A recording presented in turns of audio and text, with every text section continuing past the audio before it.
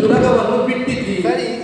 ಈಗ ಆ ತುರಗವನ್ನು ನಾನು ಹಿಡಿದು ನಿನ್ನೊಂದಿಗೆ ಕಾಳಗಕ್ಕಾಗಿ ಬಂದಿದ್ದೇನೆ. ಸರಿ.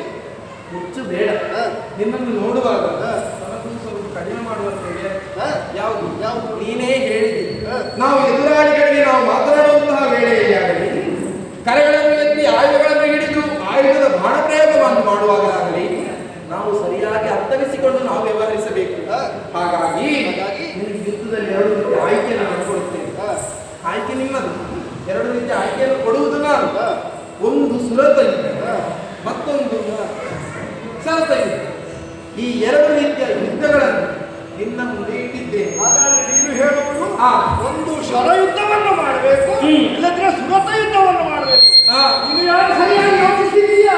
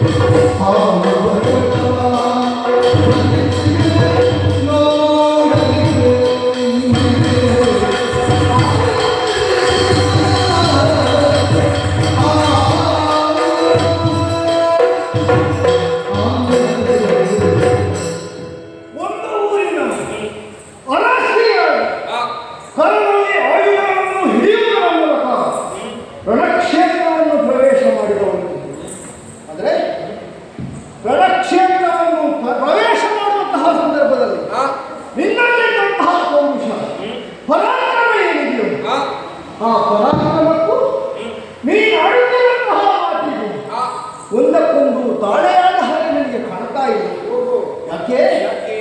ಪರಾಕ್ರಮಿಯಾದಂತಹ ನೀನು, ಪರಾಕ್ರಮಿಯಾದಂತಹ ನೀನು ಒಂದು ಊರಿನ ಅರಸಿಯಾಗಿ ಆಡಬೇಕಾದಂತಹ ಮಾತುಗಳೇನು? ಕಟ್ಟಿದ ಕುದುರೆಯನ್ನು ರಣಕ್ಷೇತ್ರದಲ್ಲಿ ಪಾದಾಟವನ್ನು ಮಾಡುವುದರ ಮೂಲಕವಾಗಿ ನನ್ನ ಊರಿನಲ್ಲಿ ನಿಲ್ಲಿಸಿಕೊಡ್ತೇನೆ ಎನ್ನುವಂತಹ ಕುಮತನದ ಮಾತನ್ನು ಕಟ್ಟಿಕೊಂಡು ಬಂದಂತಹ ನೀನು ಹಾಗೆ ವ್ಯವಹಾರವನ್ನು ಮಾಡಬೇಕಾಗಿತ್ತು. ಆದರೆ ಅದೆಲ್ಲವನ್ನೂ ಬಿಟ್ಟಂತಹ ನೀನು ನೇರವಾಗಿ ನನ್ನಲ್ಲಿ ಹೇಳುತ್ತಿರುವುದೇನು? ಒಂದ ಶರಯುದ್ಧವನ್ನು ಮಾಡು. ಅದು ಆಗದೇ ಇದ್ದರೆ ಸುರತ ವಿದ್ಯೆಯನ್ನು ಮಾಡು, ಸುರತ ಯುದ್ಧವನ್ನು ಮಾಡು. ಅಂಗಣವು ತಯಾರಾಗಿದೆ, ಅಂಗಣವನ್ನೇ ಬಂದರೆ ನಿನಗೆ ಸರಿಯಾದಂತಹ ವಿಶೇಷವಾದಂತಹ ಉಡುಗೊರೆಗಳನ್ನು ಕೊಡುವಲಿದ್ದೇನೆ. ಎಲ್ಲ ಮಾತುಗಳನ್ನು ನೀನು ಹೇಳಿದ್ದೀರಿ ಸರಿ. ಆದರೆ ಯೋಗ್ಯತಾವಂತ ರಾಣಿಯಾಗಿ ಊರಿನ ಅರಮನೆಯಾಗಿ ನೀನು ಹಾಡುವಂತಹ ಮಾತುಗಳೇನಿದೆ, ನಿನ್ನ ವೇಷಭೂಷಣಕ್ಕೂ ಆಡುವಂತಹ ಮಾತಿಗೂ ಸರಿಯಾಗಿ ಕಾಣ್ತಾ ಇಲ್ಲ. ನಿನ್ನಂತವರೊಂದಿಗೆ ಮಾತೇ ಇಲ್ಲ.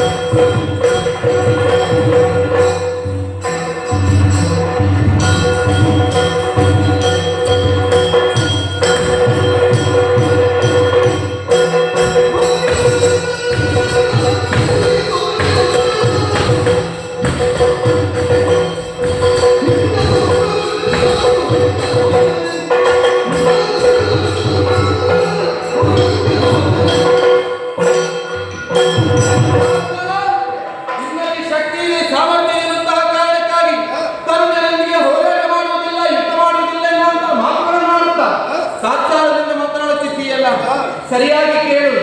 ನಿನ್ನಲ್ಲಿ ನಿಜವಾಗಿ ಪೌರುಷ ಇದೆ ಎನ್ನುವುದಾದರೆ ನನ್ನೊಂದಿಗೆ ಹೋರಾಡುತ್ತಿದ್ದಿ. ಅದನ್ನು ಬಿಟ್ಟು ಹೆಣ್ಣು ಅದು ಇದು ಎನ್ನುವ ಹಾಗೆ ಮಾತುಗಳನ್ನು ಆಡುತ್ತಾ ಇದೆಯಲ್ಲ, ಇನ್ನು ನಡೆ ಹೇಳು.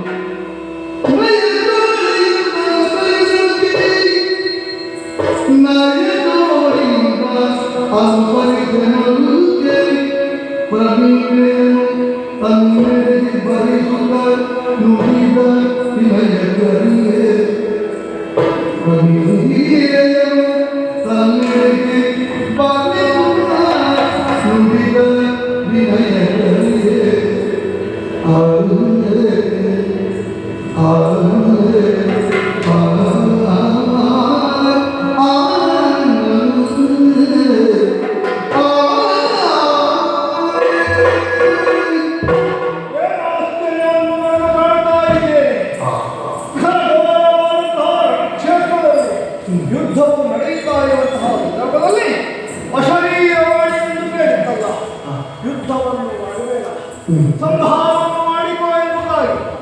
ಹಾಗಾದರೆ ಈ ವಿಚಾರಗಳನ್ನು ಕೂಡ ನಮ್ಮವರನ್ನೆಲ್ಲ ರಚಿಸಿ ಒಂದು